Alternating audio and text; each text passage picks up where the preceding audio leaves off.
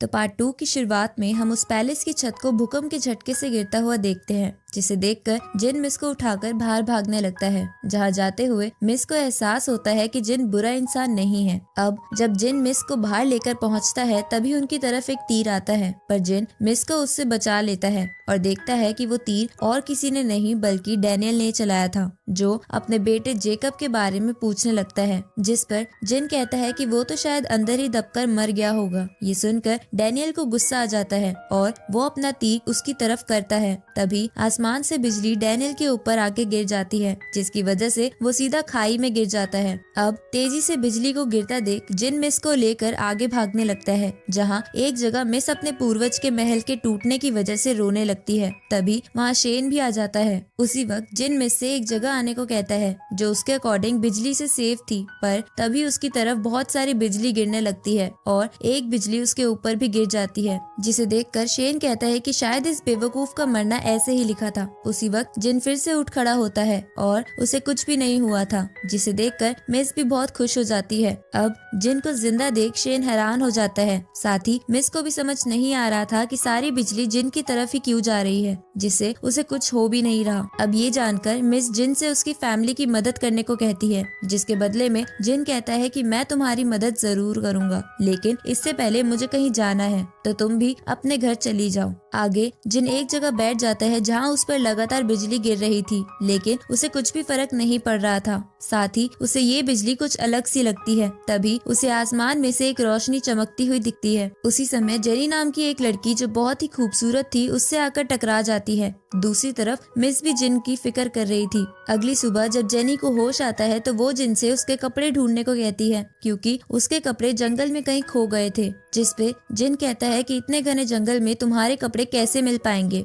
तभी वो देखता है कि जेनी उसके कपड़ों की तरफ देख रही थी। ये देखकर वो जेनी को कहता है कि मैं तुम्हें अपने कपड़े नहीं दूंगा, पर जेनी के रिक्वेस्ट करने पर वो मान जाता है और उसे अपने कपड़े दे देता है। आगे जेनी जिन को कहती है कि मैं यहाँ डेविल के मकबरे में कुछ ढूंढने आई हूँ, पर कल रात मैं लाइटनिंग फील्ड ट्रैप में फंस गई थी। ये सुनकर जिन को भी लगता है कि कल इसी की वजह से उसके ऊपर बिजली गिर रही थी और शायद गोल्डन स्क्रोल ने उसे बचा लिया था। इसके बाद जेनी जिन से पूछती है कि तुम यहाँ क्या कर रहे हो, जिसपे जिन वही टेलीपोर्टेशन वाली बात सोचता है, लेकिन सच ना बताते हुए कहता है कि मैं एक एडवेंचरर हूँ। साथ ही उससे पूछता है कि इस जगह का नाम तो कुछ और है, तो तुम इसे डेविल का मकबरा क्यों कह रही हो। जिस पर जेनी कहती है कि ये जगह बहुत पुरानी है और कई लोगों का मानना है कि यहाँ पर खतरनाक मॉन्स्टर रहते हैं। ये सुनकर जिन कहता है कि तुम ऐसी खतरनाक जगह पर क्या ढूंढने आई हो, तो जेनी उसे बताती है कि मैं एक हेवेनली बुक ढूंढने आई हूँ, जिसके अंदर कल्टीवेशन का सबसे हाईएस्ट वे है।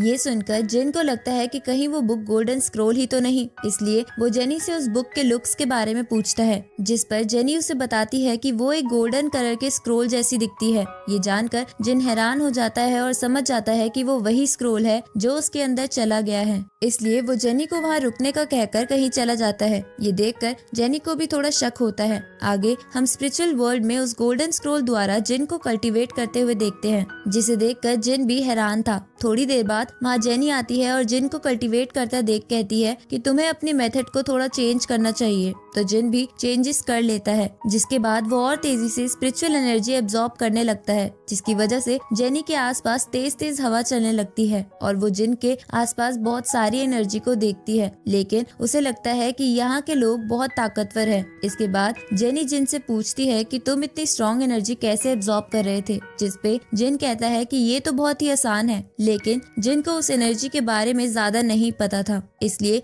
जेनी जिन को बताती है कि कल्टीवेशन के 5 लेवल होते हैं, जिसमें तुम सेकंड स्टेज यानी स्पिरिचुअल लेवल पर हो, जिसको पार करने के लिए तुम्हें अर्थ और हेवन का ऑरा एब्जॉर्ब करना सीखना पड़ेगा, जो तुम्हारी बॉडी को साफ करेगा। तो जिन जेनी से पूछता है कि मैं ये ऑरा एब्जॉर्ब कैसे करूं, जिसपे जेनी कहती है कि इसके लिए तुम्हें ध्यान लगाना होगा, पर तुम्हें तो ये बात पहले से ही पता होनी चाहिए क्योंकि तुम सेकंड लेवल पर हो। तो जिन कहता है कि मैं एक जीनियस हूँ, मुझे ज्यादा जानने की जरूरत नहीं पड़ती। आगे जिन को कपड़े ना होने की वजह से ठंड लगने लगती है, इसलिए वो आग जला लेता है। जहाँ रात में वो जेनी से पूछता है कि क्या कोई ऐसा है जिसने गैलेक्सी को पार करा हो, तो जेनी इसके लिए मना करती है। तो जिन कहता है कि मैं ऐसा पहला इंसान बनूंगा जो गैलेक्सी को जरूर पार करेगा। अगली सुबह जिन कहीं से कुछ कपड़े ले आता है, जिसपे जेनी उससे बोलती है कि आसपास तो बस माउंटेन्स हैं, तो तुम ये कपड़े कहाँ से लाए। ये सुनकर जिन कहता है कि तुम्हारे सोने के बाद मैं बहुत दूर जाके ये कपड़े लाया हूँ। तभी वहाँ पर एक भाई बहन जिनका नाम रोजी और इवान था, अपने साथियों के साथ चोर चोर चिल्लाते हुए वहाँ आ जाते हैं। ये सुनकर जिन अपने आसपास चोर को ढूंढने लगता है ताकि वो जेनी के सामने हीरो बन सके। पर रोजी बोलती है कि तुम ही चोर हो जो सुबह सुबह टेंट के बाहर से मेरे कपड़े ले आया,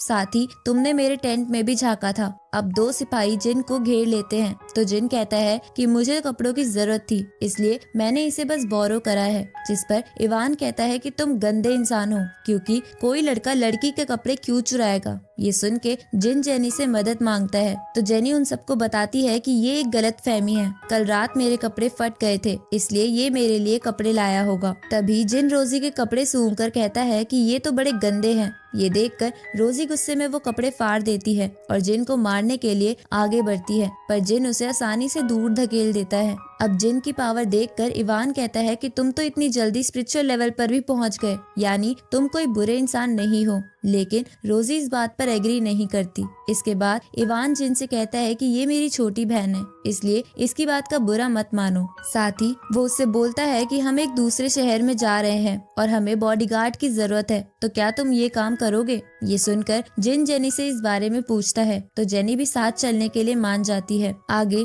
रास्ते में इवान जिन को कहता है कि मैं और मेरे अलावा 4 और फैमिली एक खास चीज की तलाश में निकले थे, जिसे हमने हासिल कर लिया है, पर इसकी वजह से हमारे कई अच्छे योद्धा भी मारे गए हैं, जिसे मौका बनाकर बाकी फैमिलीज हमसे ये ट्रेजर छीनना चाहती है। पर मैं खुश हूँ कि मुझे आज तुम मिल गए और तुम्हारी मदद के बदले हम तुम्हें कुछ रिवॉर्ड्स भी देंगे। ये सुनकर जिन वहाँ बैठी रोजी और जेनी के ऊपर इम्प्रेशन जमाने के लिए कहता है कि मैं ये सब रिवॉर्ड के लिए नहीं कर रहा, मुझे तो सबकी मदद करना पसंद है। आगे इवान एक जगह जाता है जहाँ पर पहले से बाकी फैमिलीज के लोग बैठे थे और उनमें से एक फैमिली का बंदा जिसका नाम रॉबिन था, वो इवान से वो ट्रेजर मांगने लगता है, जिसपे इवान कहता है कि इसे तो हमने ढूंढा है। ये सुनकर रॉबिन गुस्सा हो जाता है और इवान को अपनी पावर की मदद से पीटने लगता है। तभी वहाँ जिन आ जाता है और रॉबिन को बड़ी आसानी से दूर फेंक देता है। ये देखकर वहाँ खड़े बाकी लोग हैरान हो जाते हैं कि ये लड़का इतनी जल्दी स्पिरिचुअल लेवल पर पहुँच गया है। तो जिन कहता है कि अब से मैं इनका बॉडीगार्ड हूँ, तो तुम्हें इनसे लड़ने के लिए पहले मेरा सामना करना होगा।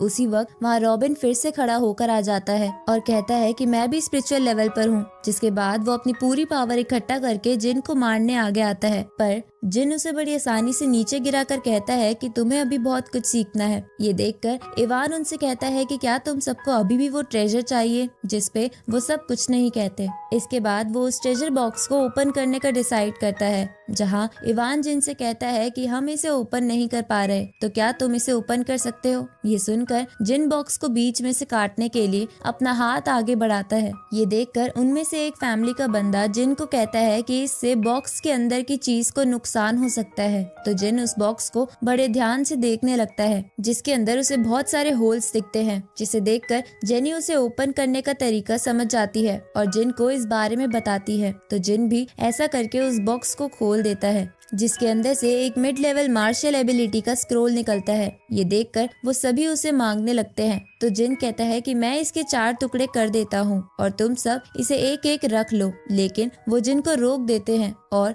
आपस में स्क्रोल के लिए बहस करने लगते हैं। जिसे देखकर जिन कहता है कि जब तक तुम सबके आपस का झगड़ा सुलझ ना जाए, तब तक मैं इसे अपने पास रखता हूँ, जिसके लिए इवान आसानी से मान जाता है और बाकी सबको भी जिन की स्ट्रेंथ की वजह से मानना पड़ता है। आगे हम रॉबिन को स्क्रोल की वजह से गुस्सा करते हुए देखते हैं, क्योंकि वो उसके हाथ में नहीं आया था। तभी उसके पास एक दूसरी फैमिली का बंदा आता है और उसे कहता है कि तुम चिंता मत करो, फिलहाल चाहे वो स्क्रोल जिन के पास हो, पर जल्द ही हम दोनों मिलकर उस स्क्रोल को चुरा लेंगे, जिससे हमें उसे शेयर भी नहीं करना पड़ेगा। इधर हम जिन को एक टेक्निक को सीखते हुए देखते हैं, जिसे वो सीख नहीं पा रहा था। तो ये देखकर जेनी उससे कहती है कि ये टेक्निक इतनी भी मुश्किल नहीं है जितना तुम इसमें टाइम लगा रहे हो। मेरे लिए तो ये बच्चों का खेल है। ये सुनकर जिन को गुस्सा आ जाता है और वो अच्छे से फोकस करके उस टेक्निक को करना सीख जाता है। तो जेनी कहती है कि तुम तो इसमें मास्टर भी बन गए हो। रात को हम कुछ मास्क वाले लोगों को वहाँ देखते हैं। और इसी के साथ ये पार्ट यहीं खत्म होता है।